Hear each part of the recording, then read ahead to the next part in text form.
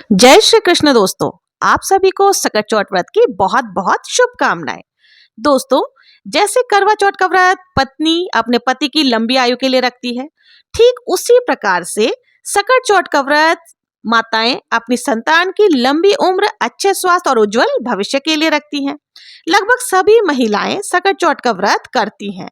आज की वीडियो में हम लोग जानेंगे कि सकट चौथ का व्रत कैसे किया जाता है, इस वर्ष यानी कि 2025 में सकट चौथ का व्रत कब मनाया जाएगा, चंद्रोदय का समय क्या रहने वाला है, और अगर चंद्रमा के दर्शन ना हो पाए क्योंकि मौसम आजकल इतना खराब चल रहा है कि बादलों की वजह से या किसी और कारण से आपको चंद्रमा के दर्शन ना हो पाते हैं, तो आप चंद्रमा को किस प्रकार से अर्घ्य देंगे, यानी कि सकट चौथ व्रत के विषय में संपूर्ण जानकारी आज की वीडियो में आपको मिलने वाली है।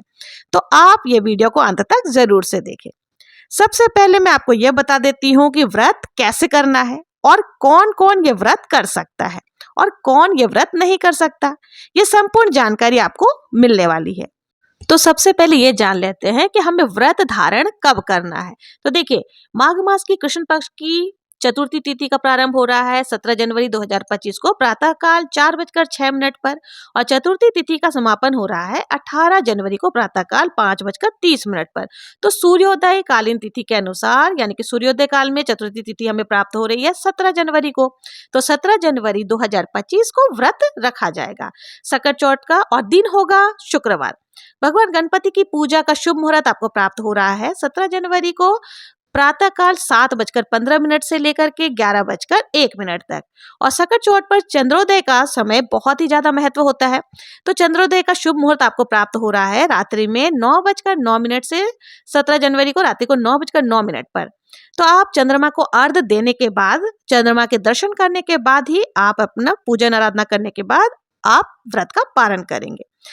पद्म पुराण के अनुसार सकट चतुर्थी व्रत के बारे में भगवान श्री गणेश ने ही माता पार्वती को बताया था, इसलिए इसका विशेष महत्व स्त्रियां सुख, सौभाग्य, संतान की समृद्धि और परिवार के कल्याण की इच्छा से रखती हैं। इस व्रत को धारण करने से संतान दीर्घायु तो होती ही है, साथ ही ऐसा भी कहा जाता है कि जिन स्त्रियों के संतति ना हो, अगर वो आज के दिन विधि विधान से भगवान श्री गणेश जी की पूजा आराधना करे, तो उनसे प्रार्थना करे, तो निश्चित ही उनको उत्तम और योग्य संतान की प्राप्ति होती है। शास्त्रों में इस प्रकार का वर्णन आता है कि माघ की संकष्टी चतुर्थी के दिन ही भगवान गणेश ने अपने माता पिता की परिक्रमा की थी और अपने तीव्र बुद्धि ज्ञान का परिचय दिया था। इसके बाद शिव जी ने प्रसन्न होकर देवताओं ने प्रमुख मानते हुए उनको प्रथम पूज्य का अधिकार दिया था। इस व्रत के प्रताप से संतान को अच्छा स्वास्थ्य और अच्छी बुद्धि, समृद्धि की प्राप्ति होती है। संकष्टी चतुर्थी को तिलकुटा चौथ भी कहते हैं, क्योंकि इस दिन तिल का बहुत ज्यादा महत्व होता है। स्नान करने के बाद या स्नान के जल में तिल मिलाकर स्नान करना चाहिए। दान में भी तिल का ही दान करना चाहिए। अगर आप भगवान को भोग लगाते हैं, भगवान गणेश जी को भोग लगा रहे हैं, तो उसमें भी तिल और गुड़ को कूट करके ही प्रसाद रूप में चढ़ाया जाता है, इसीलिए इसको तिलकुटा चौथ के नाम से भी जाना जाता है। परिवार के सभी सदस्यों को यह प्रसाद जरूर से वितरण करना चाहिए। और इसके अलावा जब आप व्रत खोलते हैं, व्रत खोलते समय भी आपको इसी तिलकुटे को खा करके व्रत का पारण भी करना होता है। तो इसलिए आप इस व्रत को इस प्रकार से जब भी व्रत खोले तो आप तिलकुटा का प्रसाद खाकर ही खोले। 17 जनवरी को शुक्रवार को सूर्योदय होगा 7:14 पर, और सूर्यास्त का समय रहने वाला है 5:59 पर। ब्रह्म मुहूर्त का समय रहने वाला है 5:37 से 6:02 तक। सकट चौथ के दिन इस बार स्वार्थ सिद्धि योग भी बन रही है, जिसमें सौभाग्य योग पूरा दिन रहने के बाद 12:57 पर समाप्त होगा। इसके बाद से शोभन योग प्रारंभ हो जाएगा। अमृत काल का समय सुबह 10:01 से 11:53 तक रहने वाली है। राहु काल का समय होगा 10:30 से दोपहर 12 बजे तक। अब जान लेते हैं पूजा के उत्तम मुहूर्त के बारे में। सकट चौथ व्रत की पूजा का समय, सुबह का समय जो शुभ मुहूर्त मिलने वाली है वो है 5:54 से लेकर के 7:15 तक। शाम की पूजा का शुभ मुहूर्त रहने वाला है 5:48 से लेकर के 7:09 तक। अभिजीत मुहूर्त यानी कि दोपहर के समय भी भगवान श्री गणेश जी की पूजा आराधना की जाती है, कथा का श्रवण किया जाता है। तो अभिजीत मुहूर्त आपको प्राप्त हो रहा है 12:55 से लेकर के 12:58 तक। देखिए, अगर आप सुबह के समय में यानी दिन के समय में कथा सुनते हैं, उसके बाद आप चाय-पानी आदि पी लेते हैं, तो आपको क्या करना है, कथा सुनने के बाद जल का लोटा जो है वो सूर्य देव को अर्घ्य दे देना होता है और रात्रि में हमें फिर चंद्रदेव को अर्घ्य देना होता है। तो इसलिए जो तिलकुटा लेकर के आपने हाथ में कथा का श्रवण किया था, उसको आपको थोड़ा-सा पल्ले में बाँध करके रख लेना होता है। जब रात को चंद्र देवता उगेंगे, तब आपको अर्घ्य देते समय वो तिलकुटा को चढ़ाना होता है। तो इस प्रकार से आप सुबह की पूजा कर लेंगे, उसके बाद आप चाय, दूध आदि जो भी आप लेना चाहते हैं, ले सकते हैं और कई लोग देखिए इसको निर्जला व्रत रखते हैं। तो आप जैसा आपने संकल्प किया है, आपको उसी प्रकार से जो है पूजा को करना है। अब देखिए शाम के समय में जब भी आप कथा सुनेंगे ना, तो उस समय आपको छोटा-सा हवन यानी कि जोत भी देखना होता है। तो गाय के उपले के ऊपर देसी घी डाल करके हमने जोत देखना है, उसी के ऊपर हम जो तिलकुटा का भोग लगाए हैं, वो उसमें भी थोड़ा-सा जोत के अंदर भी हमें डालना होता है। तो इस प्रकार से जो है हम शाम को जोत देखने के बाद ही अपनी पूजा को पूर्ण करेंगे और देखिए उसी समय हमें बायना भी निकालना होता है।